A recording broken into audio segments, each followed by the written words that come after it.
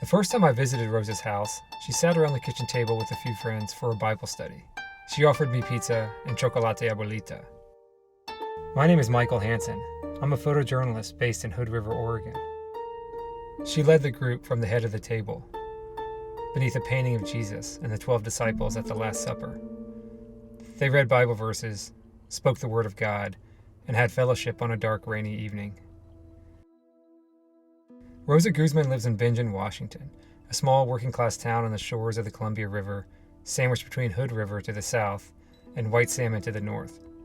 A lumber mill and packing houses cover much of the acreage on the shores of the Columbia River. In 1989, Rosa crossed the border to meet with her husband in the Pacific Northwest. He was working in the packing houses. They had a hard time renting an apartment for years. Owners would reject their applications, and Rosa thinks this was because they were Hispanic. They bounced around apartments and trailers, finally settling on the second oldest house in Bingen, a 2-story modest house with a small front porch. Rosa held various jobs at restaurants, packing houses, and eventually, after being laid off, was able to go to beauty school. When I went to beauty school, I just wanted learning for my family. My goal was not for working with people, My sister and I, we went to the beauty school together and we opened a business. Following the birth of her youngest daughter, Fatima, Rosa had 9 surgeries. She ended up back in Mexico after efforts in the U.S. weren't able to detect an infection. The business suffered, but years later, Rosa was back in the salon.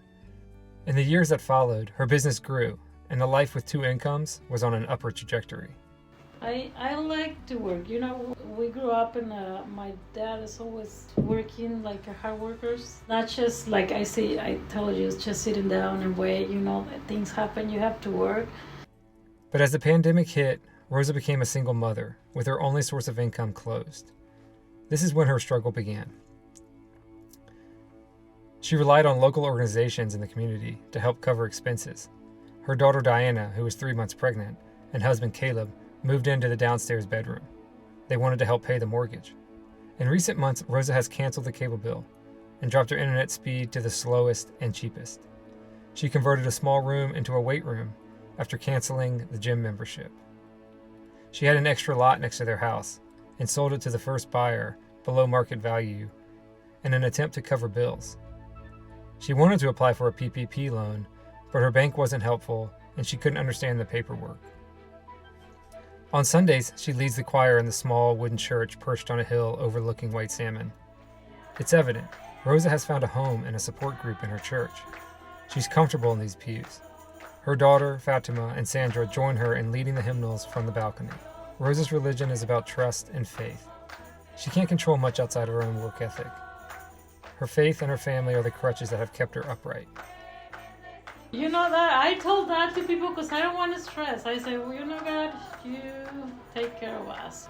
Try to have faith, and I don't think I can live without God in my life. I think I will be lost if I don't have God in my life. We have to do our part, It's not like everything, God, I'm going to sit on the sofa, please. Give me food, give me everything. No, we have to do our part, so it's just, I just push myself, like I know how my bills, how my balance is, so I just say, okay, push myself, Rosa, get out of work.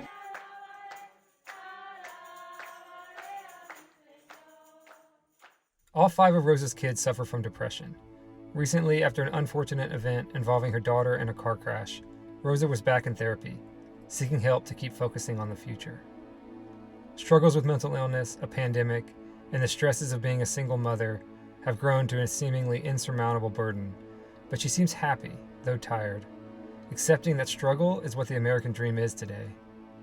I asked her if she'd do it again, cross that border and start from scratch in a small Northwest community in a country with a language she doesn't speak.